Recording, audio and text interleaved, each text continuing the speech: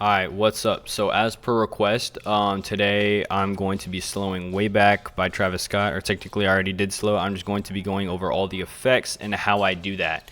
So the first thing I do is I go to the Internet Archive. If it's like Travis Scott or Kanye West, there's almost always a lossless FLAC on there because their production is insane, and they're, I don't know, lossless files for their songs are just much easier to find.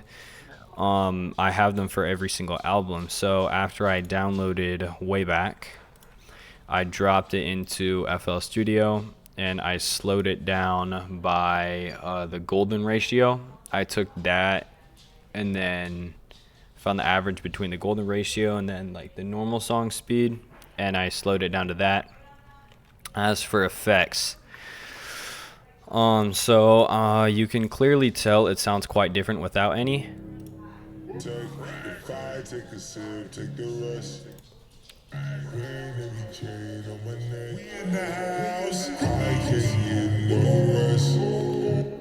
Y'all are gonna be able to hear like on the YouTube version too, like it's sonically like way different. So as for the lows, so first we have frequency splitter. This lets only the lows in. So if it's anywhere below 160 hertz, none of these effects are gonna happen to it.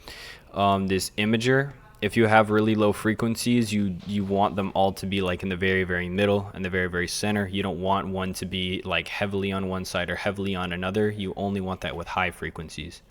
So with the lowest ones here, you can see they're completely centered. Really low ones here, we're at -80. These 100 to 300, we're at -40, and then anything above 300, I actually make more panned. Wave shaper. This thing, if it's a really quiet bass frequency, like if it's quieter in there, it makes it more quieter. It kind of like cuts off the lows and then it boosts the highs just a little bit. And then this balances it out. This takes the lows and boosts them back up to normal speed, and then the highs, it boosts them to very high. So yeah, that's essentially what that does. This effect is off. Normally I would use it to like cut out very loud frequencies that shouldn't be over here. And then this limiter I just use to make sure it's the volume that I need it to be. Mids frequency splitter, it only lets in the mid sections.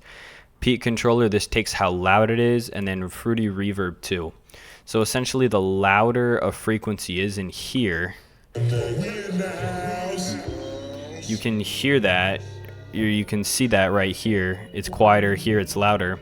And the louder it gets, the lower the reverb goes. So you can only hear the reverb if it's quieter. So if for some reason we had like really loud frequencies like over here, you can see it's a lot louder, and because of that, the reverb is a lot lower. And anytime it gets louder, this lowers. And that's for the mids. Frequency splitter for the highs, this part only lets in the highs. Wave shaper, this brings up the very quiet highs and then quiets down the very loud highs. This just kind of balances it out more, makes it easier.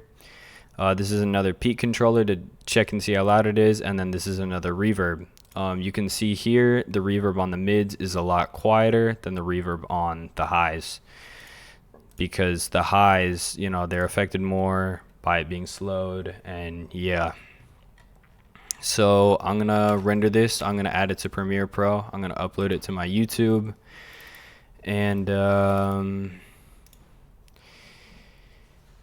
yeah, see y'all